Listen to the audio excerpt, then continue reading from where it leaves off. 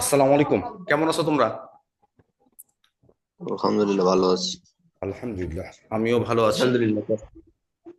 তো আপনার school programs ASP তে তোমাদেরকে স্বাগতম। তোমরা যারা জয়েন হয়েছো অনেকেই আমাকে চেনো, আর যারা চেনো না, আমার পরিচয় তো এইটুকুই, ডিসপ্লেতে দেখতে পাচ্ছ, মকলিসুর রহমান স্যার। আর অনলাইনে আমি যে ক্লাসগুলো নিব, পদার্থবিজ্ঞান এবং রসায়ন বিজ্ঞান। তো আজকে আমরা শুরু করব পদার্থবিজ্ঞান অধ্যায় 3, অর্থাৎ বল থেকে। তো ক্লাস শুরুর আগে যেটা আমি বলেছিলাম, যে তোমরা যদি সাথে খাতা, কলম এবং ক্যালকুলেটর, এই তিনটা জিনিস যদি সাথে রাখো তাহলে বেশি লাভবান হবে। আর যখন যে জিনিসটা লিখতে বলা হবে সাথে সাথে সেটা যদি লিখে ফেলো, তো একটা জিনিস কি, শুনলাম দেখলাম কিন্তু লিখলাম না, তাতে কিন্তু খুব একটা ফলপ্রসূ হয় না। হ্যাঁ, এই জন্য লাইভ ক্লাস নেওয়ার ক্ষেত্রে যদি আমি সাথে সাথে কিছু জিনিস নোট করে নিই, তো এটা আমার বেশি উপকার দেবে। আশা করি তোমরা বুঝতে পেরেছো। তো এসো আমরা আজকে অধ্যায় 3-এ যাই। 3 থেকে আমরা আলোচনা করব।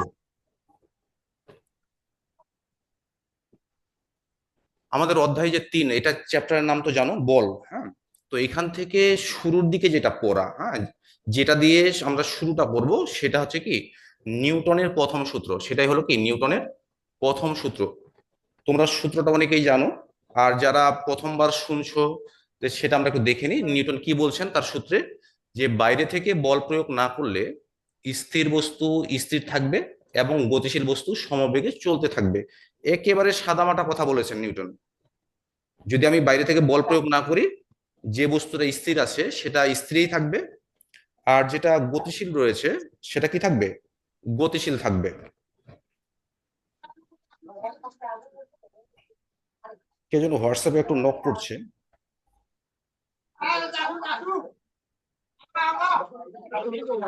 আচ্ছা, তো যেটা আলোচনা চলতেছিল, হ্যাঁ, তাহলে নিউটনের প্রথম সূত্র অনুসারে যদি আমরা একটু দেখি, ধরো একটা বস্তু রয়েছে, ধরো একটা বস্তু স্থির অবস্থায় রয়েছে। যদি তুমি বাইরে থেকে বল প্রয়োগ না করো, তো নিউটন বলছেন যে বস্তুটা যেভাবে আছে ঠিক সেভাবেই থাকবে। আবার একটা বস্তু গতিশীল অবস্থায় রয়েছে, সে চলছে।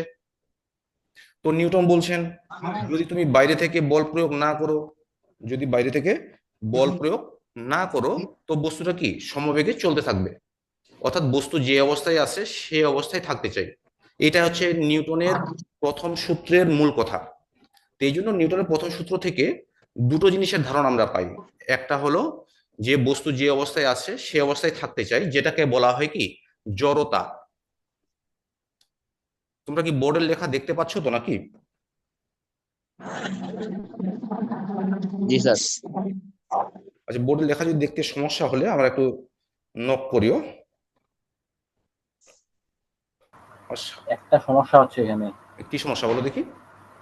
এখানে মানে অন্য কেউ যখন কথা বলতেছে তখন ওই যে কথা বলতেছে ওর ইয়াটা ডিসপ্লেতে আসতেছে তখন আপনার ডিসপ্লে মানে আপনাকে দেখা যাচ্ছে না। তাহলে আমরা মাইক্রোফোন গুলো অফ রাখি, মাইক্রোফোন গুলো অফ রাখি, আর যখন প্রশ্ন থাকবে হ্যাঁ, মাইক্রোফোন অন রেখে আমরা প্রশ্ন করবো, ঠিক আছে? আমরা মাইক্রোফোন সবাই অফ স্যারের থাকলে ভালো হয়। স্যারের ডিসপ্লেটাকে পিন করে রাখ।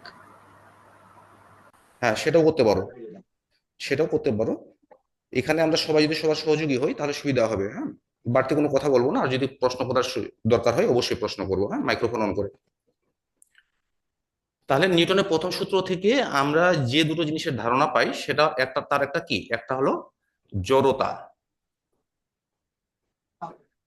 আর আরেকটা হলো, যদি আমি জড়তার পরিবর্তন করতে চাই, অর্থাৎ যে বস্তুটা স্থির রয়েছে, যে সেটাকে যদি আমি গতিশীল করতে চাই, অথবা যে বস্তুটা গতিশীল রয়েছে সেটাকে যদি আমি কি করতে চাই, স্থির করতে চাই, তাহলে বাইরে থেকে কিছু একটা কি করতে হবে, প্রয়োগ করতে হবে। এই যে কিছু একটা প্রয়োগ করছি, সেটার নাম কি, বল। তাহলে এই জন্য নিউটনের প্রথম সূত্র থেকে আমরা দুটো জিনিসের ধারণা পাই, একটা হচ্ছে জড়তা, আর একটা কি, বল। এই দুটো জিনিস আমাদের মাথায় রাখতে হবে। তাহলে জড়তা বলতে যেটা বোঝানো হয়, যে বস্তু যে অবস্থায় আছে চিরকাল সে অবস্থায় বজায় রাখতে চাওয়ার প্রবণতাকে জড়তা বলে। আর অন্যদিকে জড়তার যদি পরিবর্তন করতে চাই, তাহলে কি করতে হবে, বল প্রয়োগ করতে হবে। তাহলে বল কাকে বলে? তো যা বস্তুর জড়তার পরিবর্তন ঘটায় তাকে কি, বল বলে। দুই ভাবে বলা যেতে পারে, যা বস্তুর জড়তার পরিবর্তন ঘটায় বা ঘটানোর চেষ্টা করে তাকে বল বলে। তো আমরা লিখে ফেলতে পারি, জড়তার সংজ্ঞা আমরা লিখে ফেলতে পারি। যদি লিখতে চাও তো আমার কথা শুনে লিখে নাও। তোমরা কি লিখছো?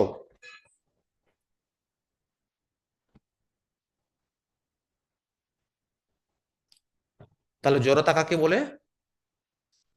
বস্তু যে অবস্থায় আছে চিরকাল সে অবস্থায় থাকতে চাওয়ার প্রবণতাকে জড়তা বলে। আর অন্যদিকে বলের সংজ্ঞা আমরা বলবো, বল কাকে বলে? যা বস্তুর জড়তার পরিবর্তন ঘটায় বা ঘটানোর চেষ্টা করে তাকে বল বলে। এখন এই জড়তা হচ্ছে দুই প্রকার। জড়তা কয় প্রকার? দুই প্রকার হয়। একটা হচ্ছে স্থিতি জড়তা, একটা কি স্থিতি জড়তা,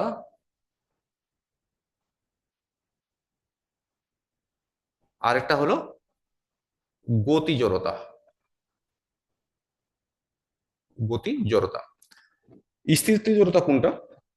একটা বস্তু স্থির অবস্থায় আছে, তাহলে স্থির অবস্থায় থাকতে চাওয়ার যে প্রবণতা সেটাকে কি বলছি আমরা? স্থিতি জড়তা।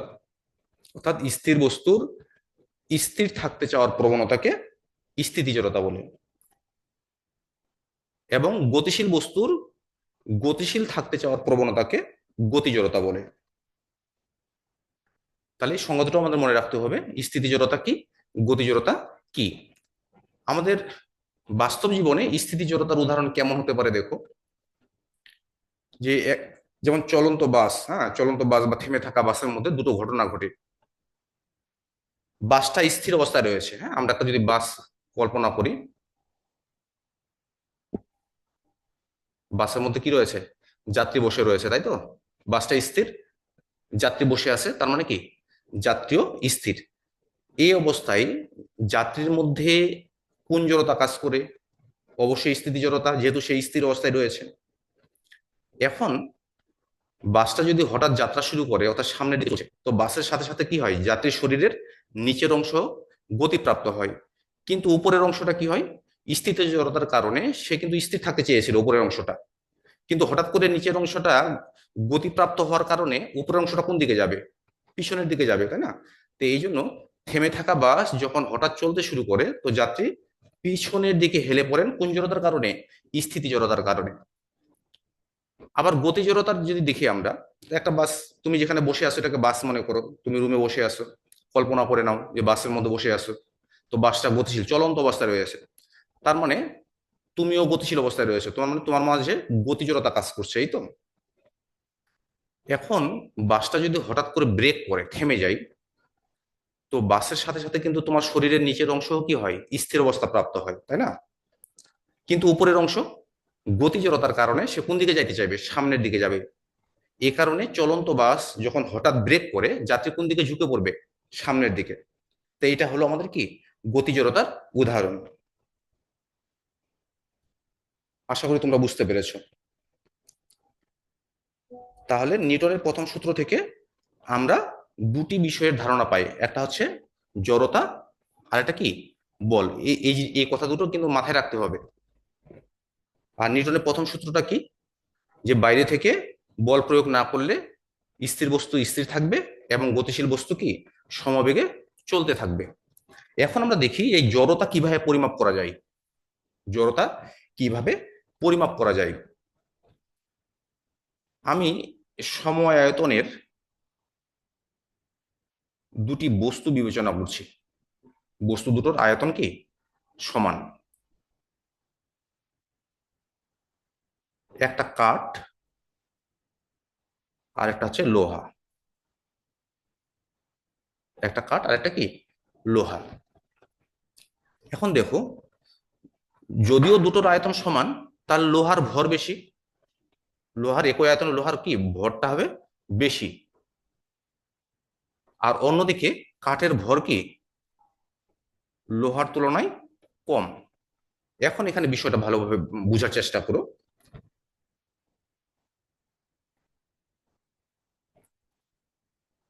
আমরা 10 মিনিট পরে আবারও ক্লাসে ইন করব, হ্যাঁ। 10 মিনিট পর যখন আমার মিটিংটা শেষ হয়ে যাবে, হ্যাঁ, ক্লাসটা শেষ হবে, আমরা আবারও 2-4 মিনিট পরে আবারও ইন করব, হ্যাঁ। একটা সিগন্যাল আসছে যে 10 মিনিট পরে এটা ক্লোজ হয়ে যাবে।